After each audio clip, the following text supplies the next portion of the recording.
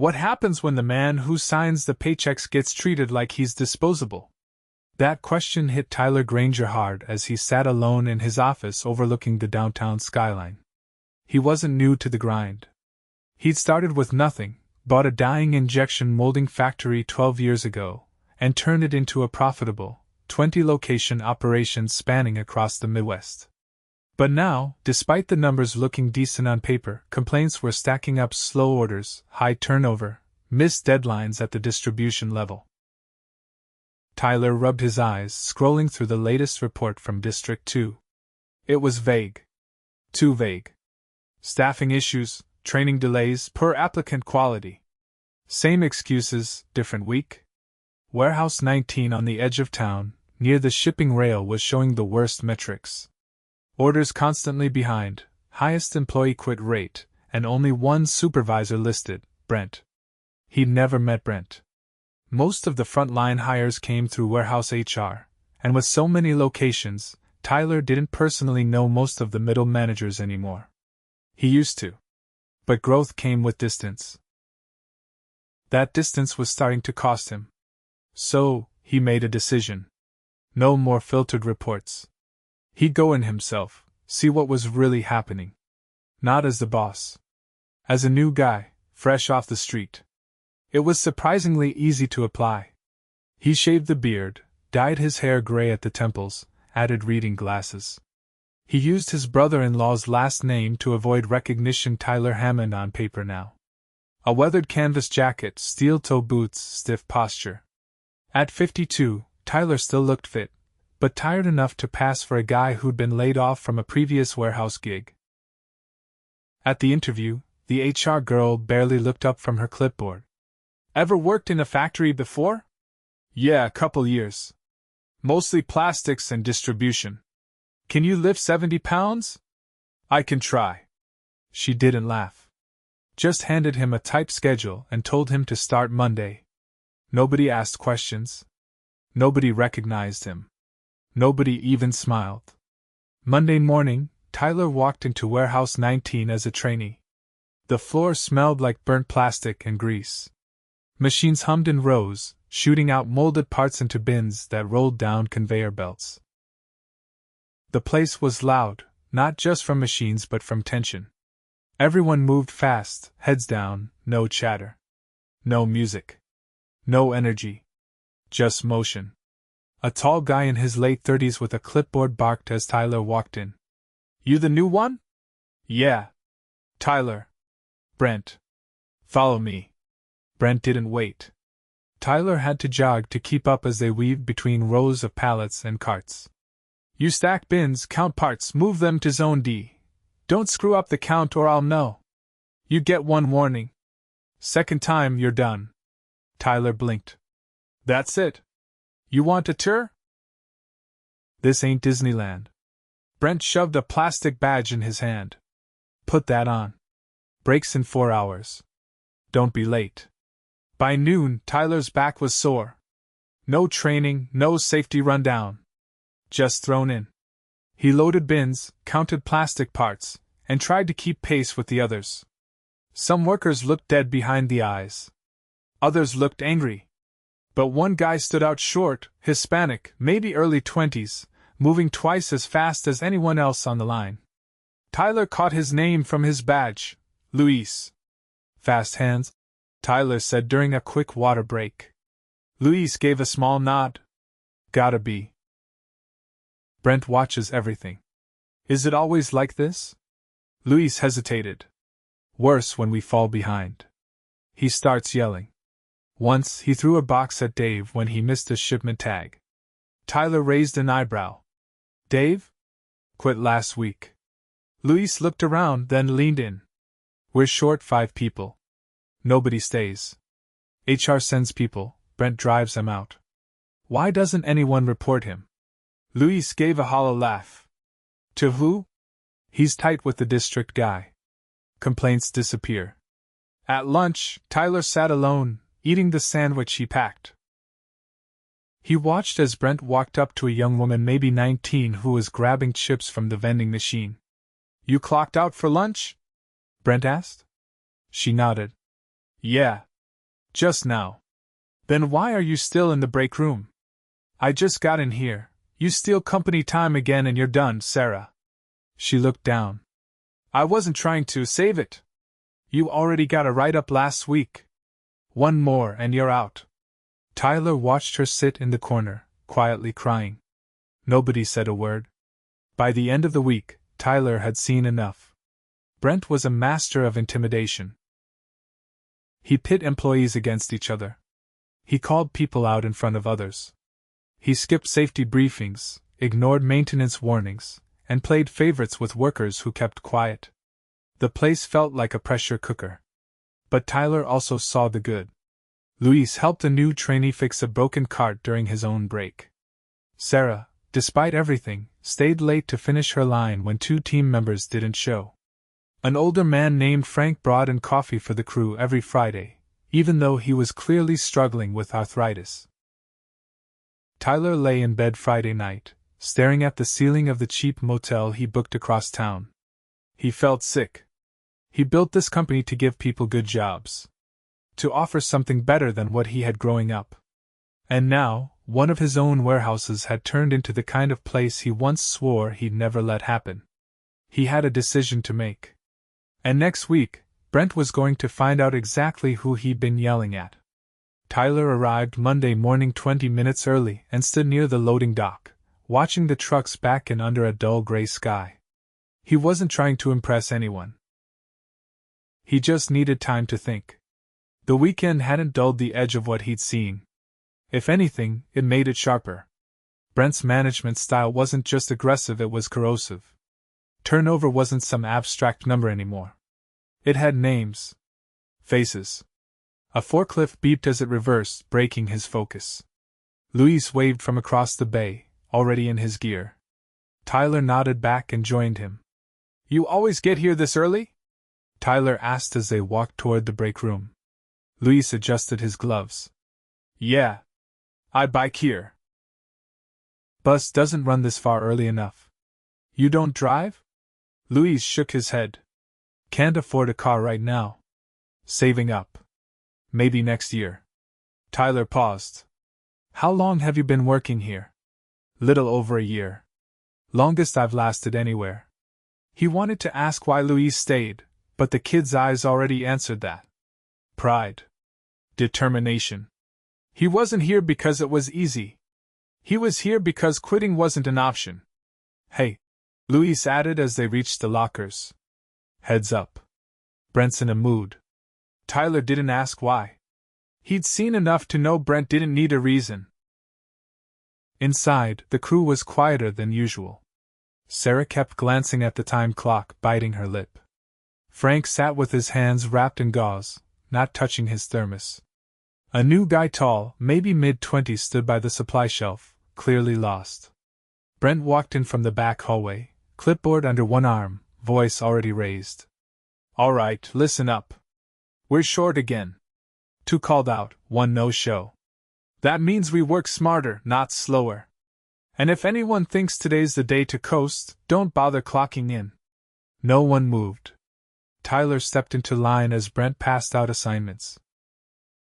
His tone wasn't just sharp, it was loaded, like he was daring someone to push back. Luis, Zone C. Sarah, finish the inventory pull by 10. Frank, bin stacking, but don't touch the powered carts. Frank looked up. I can still handle the... Brent cut him off. Not if you want to keep your hands attached. You're slow enough already. Tyler clenched his jaw. Brent didn't even look at him when he handed over the assignment slip. You're with the new guy. Teach him something or don't. Just stay out of the way.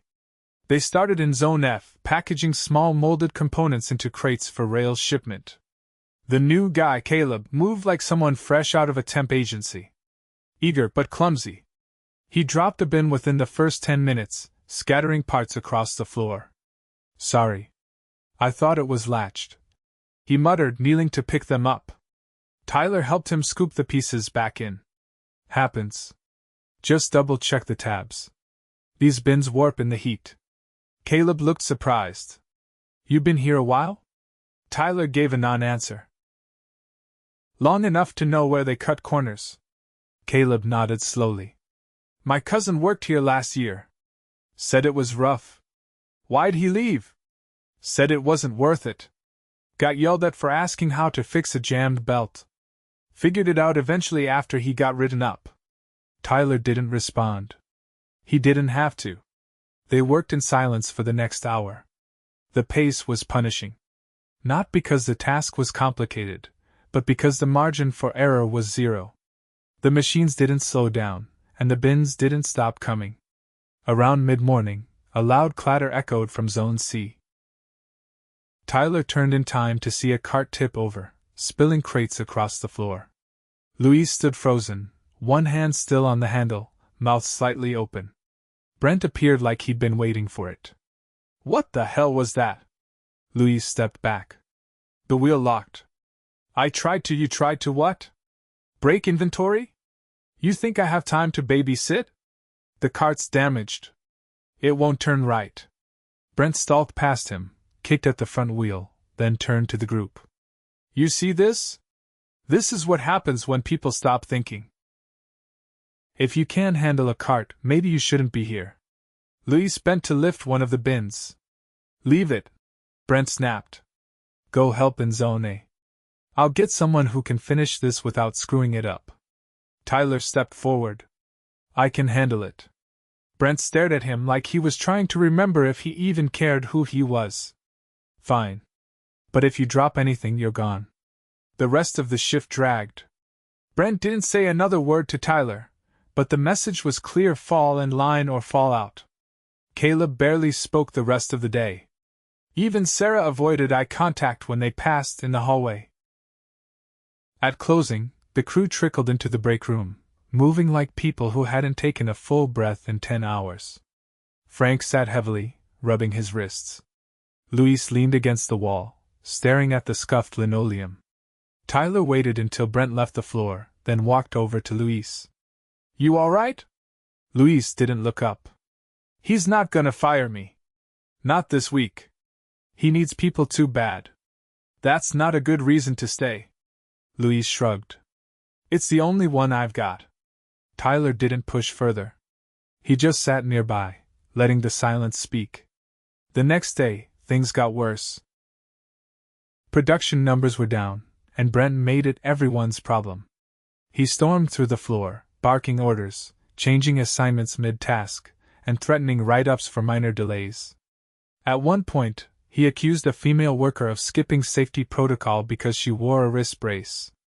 You don't get to decide the rules, he told her flatly. You get cleared by me, or you don't come back. Tyler watched her hold back tears. She didn't argue. She just nodded and walked away. He followed her discreetly during break, finding her in the back lot behind a stack of shipping containers. You okay? She blinked, surprised. Yeah. Just needed air. Looked like more than that. She looked down. My doctor said I need to wear the brace. I told HR last week. I even gave them the note. Brent said it didn't matter. Tyler exhaled slowly. What's your name? Ashley. He nodded. I'm Tyler. She offered a weak smile, then let it fade. I don't know what else to do. I can't afford to miss a day, but I can't lift full crates without it. Tyler wanted to tell her someone would step in. That HR would listen. But he knew better. He returned to the line, hands numb from more than just the cold. Every hour, another piece of the puzzle fell into place. This wasn't mismanagement. This was neglect encouraged by fear. And it was working. Until Wednesday. That afternoon, during final shift, a loud alarm rang out from Zone D. A conveyor belt stalled mid-cycle, jamming the crates and sending parts tumbling onto the floor. Tyler dropped what he was doing and ran toward the noise. Frank was on the ground, clutching his leg. His pant leg was torn near the shin, red seeping through. Louise was already there, pressing a towel against the wound. I told maintenance the guard was loose. Frank groaned.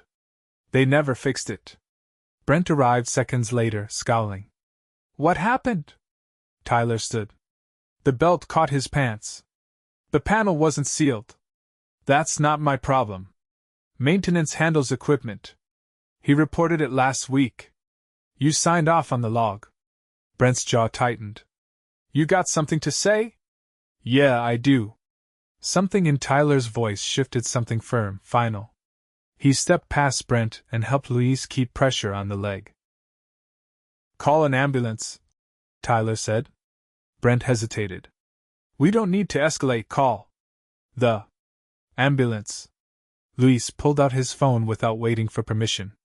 As the sirens approached, Tyler stood alone near the loading dock, arms crossed. Brent walked up behind him, voice low. You've had a lot to say for a new guy. Tyler turned. I'm not new. Brent blinked. What? Tyler reached into his jacket, removed his badge, and dropped it into Brent's hand. Tyler Granger. Founder. Owner. The man you've been threatening to fire for 3 days. Brent stared, mouth slightly open, color draining from his face. Tyler didn't wait for a response. He walked back inside, past the stunned faces, and toward the office. It was time to finish what he started. Tyler stood in the hallway outside the small break room, his badge still warm in Brent's hand. The air felt heavier now, as if the entire building had been holding its breath and finally exhaled. No one moved at first. The clatter of machines and the hum of fluorescent lights kept going, indifferent to what had just happened. Inside the break room, Ashley and Louise sat near the vending machine, whispering. Frank had already been taken by the EMTs 20 minutes earlier, and the crew had been sent on an extended break, Tyler's first executive decision since revealing himself. He walked into the break room and looked at the group. I'm not here to make a speech, he said, his voice steady, but quieter than before. But I am here to make things right. That starts today. Sarah leaned forward, hesitant.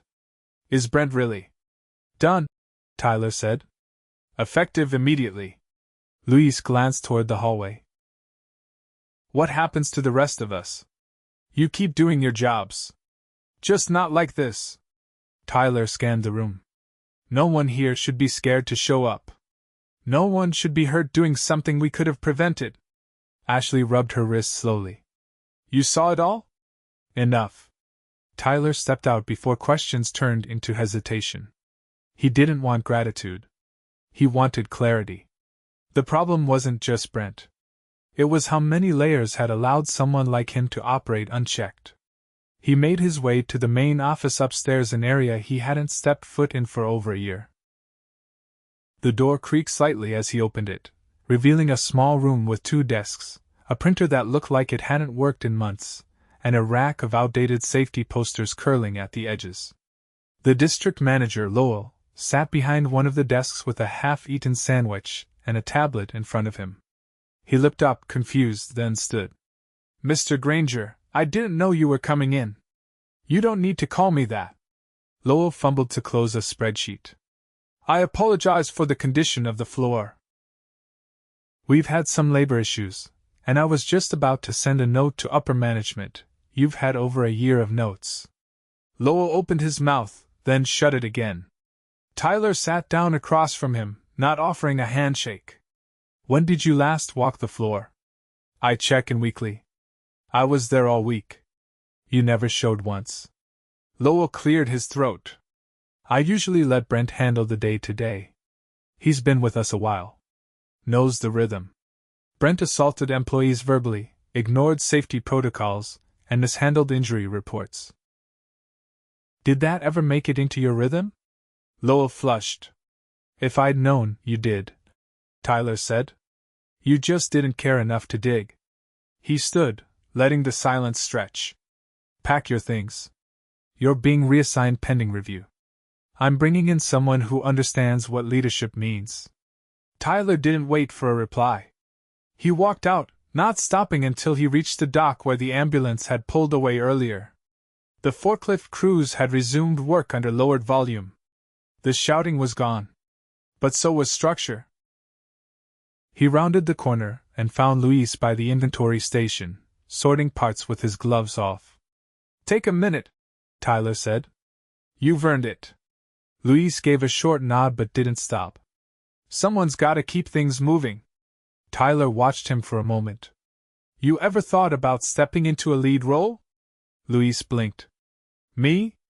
You know the systems. People listen to you. Luis hesitated. I don't have the training. I didn't finish school. You're already doing half the job. I'll make sure you get the rest of the tools. If you want it. Luis looked down at his hands. I'll think about it. Good, Tyler said. But not too long. He left Luis to his thoughts and circled back through the production line. Without Brent pacing the floor, the energy had shifted. Not relaxed, cautious. Like everyone was waiting to see what happened next. Tyler stopped where Sarah was working. She was scanning barcodes on a pallet, her movements precise but slow. You ever get the inventory system to sync with the handhelds? He asked. She looked up, startled. They don't sync. We have to enter everything twice. Not anymore, Tyler said. We'll get that fixed. She tilted her head. Why now? Because no one should have to do twice the work to cover for broken systems. Especially when the ones who broke them never lifted a finger. Sarah nodded, then turned back to her scanner. She didn't smile. She didn't need to. She just kept working with a little less weight on her shoulders. That evening, Tyler called an emergency meeting in the empty receiving bay. No stage. No microphones. Just folding chairs and a clipboard. Only about half the crew showed up. Others were still too wary, or too tired, or both. But the ones who came listened closely. I'm not here to rebuild this place from the top down, Tyler began. I'm here to rebuild it from where it should have never broken, right here. He held up the clipboard. This isn't a speech. It's a plan. And I want your names on it. People looked at each other, unsure. We're fixing the safety protocols first. Then the shift rotations. Then we're getting functioning equipment and a real training schedule. I'll be back every week until it's done. Frank's absence was felt. His name was the first one Tyler wrote at the top of the clipboard, next to injury follow-up. Ashley raised her hand. What about HR? They didn't do anything when I reported stuff. They'll answer for that. And we're installing an anonymous reporting system that goes to my office. Not through district. Not through supervisors. One of the older techs leaned forward. What about hiring? We're still short. Tyler nodded. We'll bring in more staff. But we're not rushing warm bodies in. Everyone will be trained. Properly. No one gets thrown into sync. Someone in the back murmured. About time. Tyler heard it and didn't flinch. You're right. It is. After the meeting, most people left quietly. A few lingered. Tyler stayed until the last person walked out, then returned to the floor where the machines had finally powered down for the night. The silence was different now. It wasn't hollow. It was the sound of something starting to heal. He sat at the same work table he'd packed bins on 4 days earlier. The gloves were still there. The cracked cart Luis had warned him about had been moved to the side, tagged for maintenance. He picked up a part from the bin, one of the thousands molded that day. It was functional, clean, precise. No one would ever know who packed it, or who touched it last before it shipped. But that part didn't get made without people. And those people deserved better. He pulled out his phone and opened a notepad. Under immediate actions, he wrote, safety audit within 72 hours, replace Brent and Lowell, promote from within, starting with Luis, new HR oversight with direct accountability, technology update for inventory tracking, create rotation system to reduce burnout on site, medical review for Frank plus support plan, anonymous reporting live by next Monday, weekly floor visits. No exceptions. He didn't sign it. He didn't need to. Tomorrow, the real work would begin, not in a boardroom, but right here on the floor, one shift at a time. The following Monday, Tyler didn't pull up outside Warehouse 19 in a disguise. He parked in the front lot, stepped out in his usual black jacket, and walked through the front doors with no hesitation.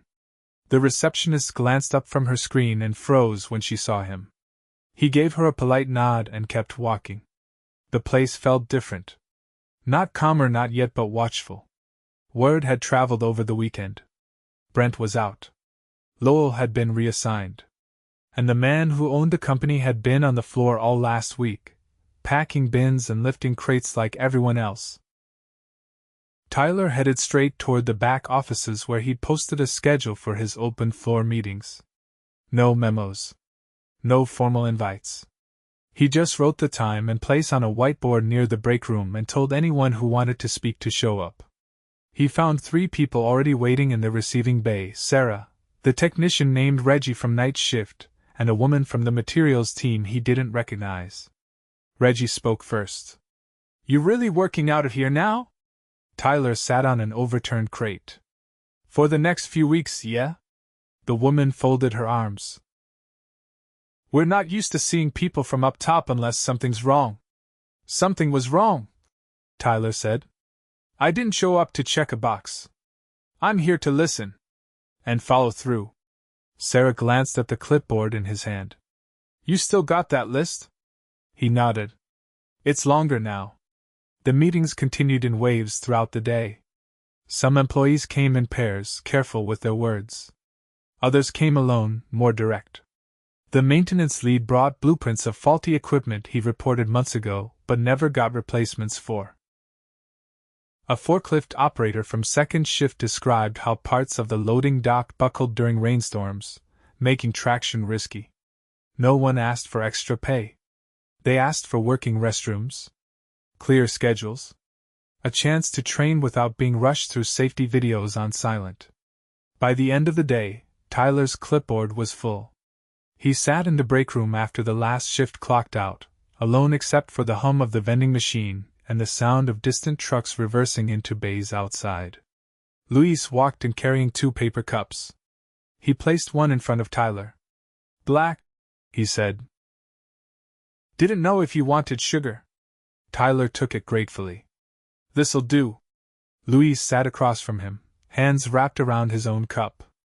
"You really gonna do all of it?" "I'm going to do what should have been done from the start." Luis looked down. "I told my mom I'm getting promoted. She thought I was messing with her." "You're not. But it's not just about the title. You'll be leading a crew. You ready for that?" Luis hesitated. "I think so. I've worked with most of them already." "You'll get support. I'm taking you out of the rotation for 2 weeks. You'll shadow one of our best leads from another facility. Learn the admin side. Scheduling, reporting, safety compliance." Luis's eyes narrowed slightly. "You taking me out because you don't trust me?" "I'm taking you out because I do. You're not just filling a gap. You're building something better. That takes preparation." Luis leaned back. "Fair enough." Tyler finished the coffee, set the cup aside. "You ever think about what this place could be?" "Sometimes. Usually when I'm waiting for the bus." "Keep thinking about it," Tyler said. That night, he returned to his temporary office, an old storage room with a folding table and a lamp, and began drafting the formal orders. He didn't delegate them to the executive team. Not yet. He handwrote every item, signed them, and emailed scanned versions directly to the implementation leads. The safety audit began 2 days later. Not a checklist. A full walkthrough led by an outside inspector Tyler hired independently. The guard that had failed near Frank's station? Replaced with a reinforced cover. The cracked floor tiles near the loading entrance? Marked for immediate repair. The rotating bin carts with warped casters? Pulled from use. Ashley showed up to work wearing her wrist brace without being questioned. She passed Tyler near the time clock and gave him a short nod. He returned it without slowing down. Frank came back a week later, walking with a cane and a slight limp. Tyler met him at the side entrance, helped him inside, and offered him a desk position reviewing shipping logs while he recovered. Frank accepted without ceremony. "Not looking for pity," he said. "Just want to be useful." "You never stopped being," Tyler replied. The anonymous reporting system went live the following Monday. A lockbox near the break room, a digital portal on the internal site, and a weekly review directly to a 3-person team formed from employees at different levels, none of them supervisors. Tyler met with them every Friday. No skipped meetings. No excuses. He didn't sugarcoat what needed work. The factory was still understaffed. Parts still got delayed. But the difference was visible. People knew who to talk to. And more importantly, they saw that talking led somewhere. Reggie approached him one afternoon while Tyler was checking the temperature sensors near the molding units. "You think the others will start showing up?" Tyler turned. "Other owners? Other places? Other bosses? Doing what you're doing? They should have already." Reggie shrugged.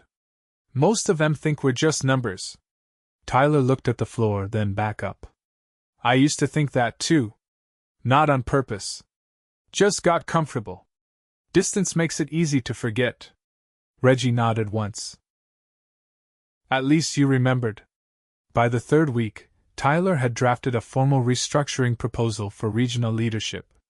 It included mandatory quarterly floor visits from district managers, a cap on how many temporary staff could be used without proper onboarding, a peer mentorship program for new hires, a rotating leadership shadowing program for high-performing frontline employees, a policy requiring every safety concern to be documented and responded to within 48 hours. He presented it in person at the next executive meeting. Not over video. Not through a proxy. It passed unanimously. He returned to Warehouse 19 the next morning, earlier than usual. The sky was still dark, the lot mostly empty. He didn't head straight inside. Instead, he walked the perimeter, past the loading docks, the storm drains, the old fence line with rusted corners. He stopped when he reached the back lot where Ashley had once stood alone trying to get air. The wind picked up slightly, carrying the faint smell of burned plastic and cold steel. Familiar. Grounded. He pulled out his phone and opened a message draft. To all facility leads, subject, on the floor starting this month, I'll be spending 2 full days a week at rotating locations. No notice. No prep. Just work. I expect the same from you. This isn't about catching anyone. It's about remembering who we are. And who we owe. He hit send. Inside, the lights were coming on. Machines warming. Voices rising. Not loud. Not cheerful. Just present. Louise passed him near the entrance, carrying a clipboard and a tablet. "Morning," he said. "We're short 2 today, but I've got Zone B covered." Tyler gestured toward the floor. "Show me." They walked in together, not as boss and employee, but as 2 men finally pulling in the same direction. The factory wasn't perfect. But it was honest again. And that more than anything meant it had a future.